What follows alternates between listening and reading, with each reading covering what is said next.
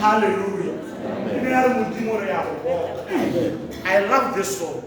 Reya Boka, so hard. We praise you, O God, in the new year 2023. Because you know totally you are great. In other words, you are in control. Hallelujah.